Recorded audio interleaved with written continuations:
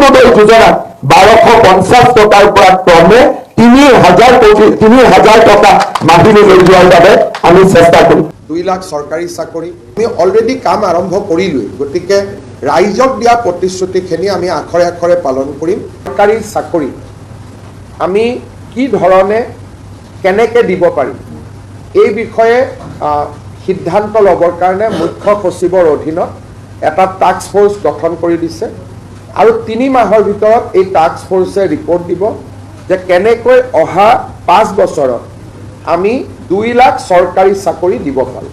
প্ৰতিটো বিভাগৰ লগত কথা পাতি চৰকাৰী বা চৰকাৰৰ দ্বাৰা নিয়ন্ত্ৰিত বিভিন্ন কৰ্পৰেশ্যন,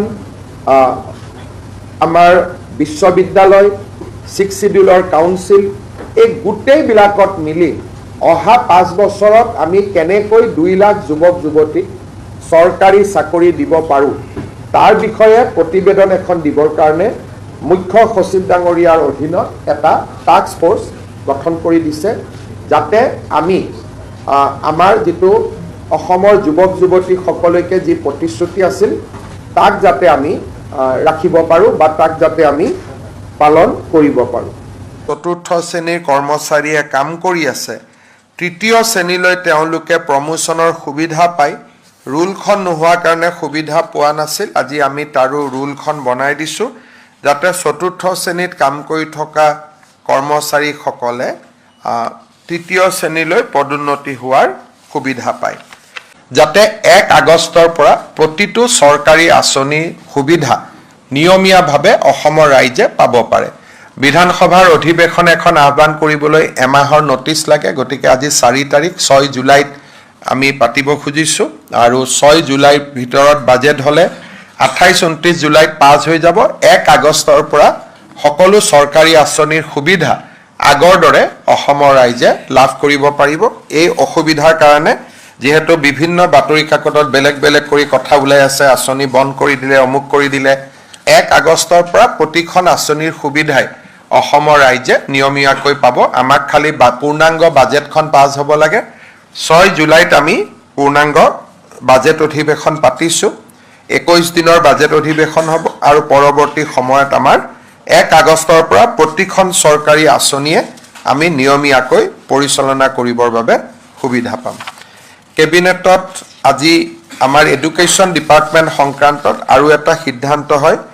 এডুকেশ্যনত স্কুলসমূহত যিবিলাক 4ৰ্থ শ্ৰেণীৰ কৰ্মচাৰীয়ে কাম কৰি আছে, 3য় শ্ৰেণীলৈ তেওঁলোকে প্ৰমোচনৰ সুবিধা পায়, ৰুলখন নোহোৱাৰ কাৰণে সুবিধা পোৱা নাছিল। আজি আমি তাৰো ৰুলখন বনাই দিছোঁ যাতে 4ৰ্থ শ্ৰেণীত কাম কৰি থকা কৰ্মচাৰীসকলে 3য় শ্ৰেণীলৈ পদোন্নতি হোৱাৰ সুবিধা পায়। ৰাজ্য চৰকাৰৰ কৰ্মচাৰীসকলক 2% অতিৰিক্ত মৰগীয়া ভাত্তা দিবলৈ সিদ্ধান্ত গ্ৰহণ কৰে। ইমান দিন আমাৰ ৰাজ্য চৰকাৰৰ কৰ্মচাৰীসকলে 58% ডিয়াৰনেছ এলাউন্স পাই আছিলে। এই সিদ্ধান্তৰ পিছত আমাৰ ৰাজ্য চৰকাৰৰ কৰ্মচাৰীসকলে 60% ডিয়াৰনেছ এলাউন্স পাব আৰু ই তৎকালীনভাৱে কাৰ্যকৰী হ'ব। আপোনালোকে সকলোৱে জানে যে যোৱা চৰকাৰৰ সময়ছোৱাত আমি ডিব্ৰুগড়ক অসমৰ 2য় ৰাজধানী হিচাপে ঘোষণা কৰিছিলোঁ। আজি আমাৰ কেবিনেটে ডিব্ৰুগড়ৰ ৰাজধানী পৰিসৰ কিমান হ'ব তাক নিৰ্ধাৰণ কৰে আৰু ডিব্ৰুগড়ৰ 2nd state capital region development authority নামেৰে এটা নতুন অথৰিটিৰ নিৰ্মাণ কৰিবলৈ সিদ্ধান্ত গ্ৰহণ কৰে। এই 20 কিলোমিটাৰ ৰেডিয়াছ, ইয়াত কিন্তু জিলাখনৰ বাহিৰলৈকে গৈ নহয়। যদি এফালৰ পৰা আমি 20 কিলোমিটাৰ চাওঁ, আমি বগীবিল দলং পাৰ হৈ যাওঁ, কিন্তু পৰিসীমাটো ডিব্ৰুগড় জিলাৰ ভিতৰত থাকিব। গতিকে কোনোবা ফালে যদি 3 কিলোমিটাৰ গ'লে জিলাখন পাৰ হৈ যাওঁ, তেতিয়াহ'লে সেইটো জিলাখনৰ ভিতৰতে সীমাবদ্ধ হৈ থাকিব। Dibrugarh 2nd capital region development অথৰিটিৰ অধ্যক্ষ ডিব্ৰুগড় সমষ্টিৰ বিধায়কগৰাকী হ'ব, তেখেতৰ কেবিনেট ৰেংক থাকিব, দহুৱা ছেক্ৰেটাৰী তাৰ মেম্বাৰ থাকিব, ডিষ্ট্ৰিক্ট কমিশ্যনাৰ ডিব্ৰুগড় তাৰ মেম্বাৰ থাকিব, CO জিলা পৰিষদ, কমিশ্যনাৰ ডিব্ৰুগড় মিউনিচিপাল কৰ্পৰেশ্যন আৰু আমাৰ ডিষ্ট্ৰিক্টৰ হেড অফ দ্য ডিপাৰ্টমেণ্টবিলাক তাৰ এক্স অফিচিঅ মেম্বাৰ হ'ব আৰু এজন CEO মুখ্য কাৰ্যবাহী বিষয়াও নিযুক্ত কৰা হ'ব। এই ডিব্ৰুগড়ৰ ছেকেণ্ড ষ্টেট কেপিটেল নিৰ্মাণৰ বাবে ৰাজ্য চৰকাৰে 500 কোটি টকা ব্যয় কৰিব over A period of 5 years। বাকী নৰ্মেল যি তাত স্কিম হৈ থাকে, ৰাস্তা ঘাট, স্কুল, কলেজ, মেডিকেল কলেজ, এইবিলাকৰ উপৰিও অকল ষ্টেট কেপিটেলৰ দৃষ্টিভংগীৰে, অভাৰ এণ্ড এবভ ষ্টেট কেপিটেলৰ দৃষ্টিভংগীৰে 500 কোটি টকাৰ budget over A period of 5 years আবণ্টন কৰিব আৰু বৰ্তমান স্বাভাৱিকতে এই ডিব্ৰুগড় সদৰ সমষ্টিৰ বিধায়ক হিচাপে প্ৰশান্ত ফুকন ইয়াৰ অধ্যক্ষ হ'ব, কিন্তু পৰৱৰ্তী সময়ত এইটো পদেন পোষ্ট হ'ব। যোনেই ডিব্ৰুগড়ৰ বিধায়ক হয় তেওঁৱেই এই পদটোত অধিষ্ঠিত হ'ব।